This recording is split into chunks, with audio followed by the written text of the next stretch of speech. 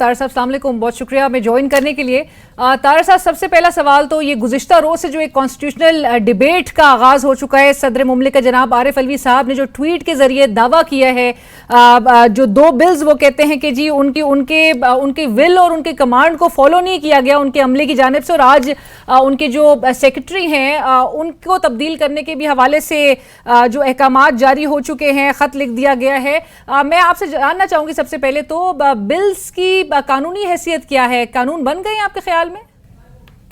बहुत शुक्रिया अलीना साहिबा। देखिए, पहली बात तो ये है कि माजी करीब में सदर ने जितने भी बिल वापस किए उन पर एक नोट लगाया, उनको वापस करने की वजूहात बयान की और बजाते खुद उन पे दस्तखत किए बतौर डॉक्टर आरिफ अलवी सदर पाकिस्तान।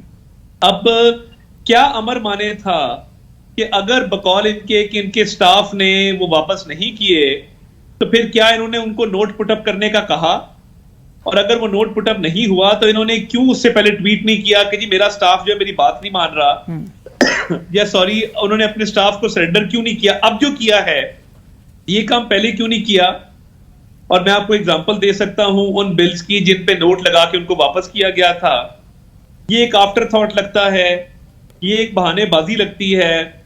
और मैं तो ये समझने से कासिर हूं कि जब मीडिया के ऊपर खबरें आ रही थी कि फला बिल जो है वो वापस कर दिए गए हैं, तो सदर मुमलिकत रियासत मुमलिकत से जो रियासती उमूर हैं या उमूर मुमलिकत हैं उनसे इतने बेखबर थे कि वो खबरों का भी नोटिस ना ले सके, और इतनी लाइलमी थी कि 27 घंटे तक उन्होंने इंतजार किया कि उन्होंने 10 दिन का इंतजार किया और उसके बाद खामोशी तोड़ी।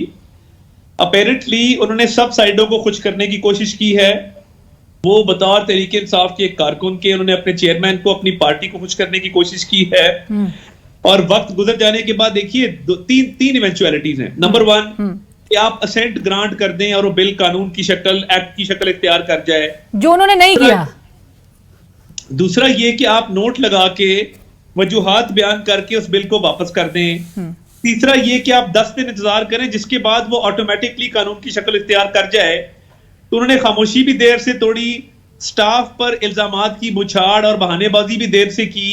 क्या ही अच्छा होता कि 10 दिन के अंदर कह देते कि मैं इनको वापस भेज रहा हूं, ताकि हम सवाल करने में हक बजाने होते कि आपने अभी तक नोट साइन क्यों नहीं किया।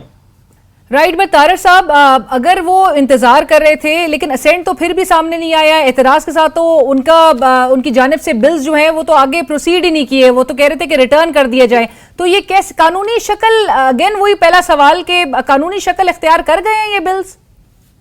देखिए, सदर के पास एक ऑप्शन होती है कि वो बिल को वापस करें, तो फिर वो ज्वाइंट सिटिंग में जाता है जी।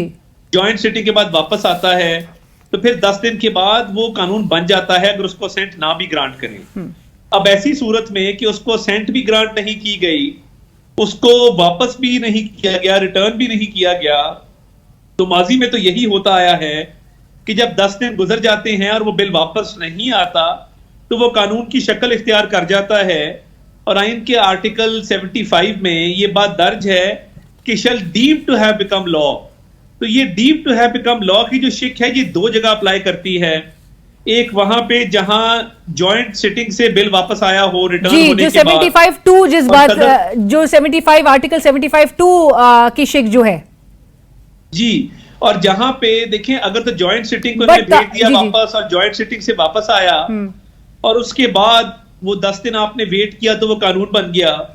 मगर जहां पे आपने वापस ही नहीं किया, आपने एतराज ही नहीं किया, तो फिर ये कानून में और आइन की रोशनी में ये समझा जाएगा कि it has deemed to have become law.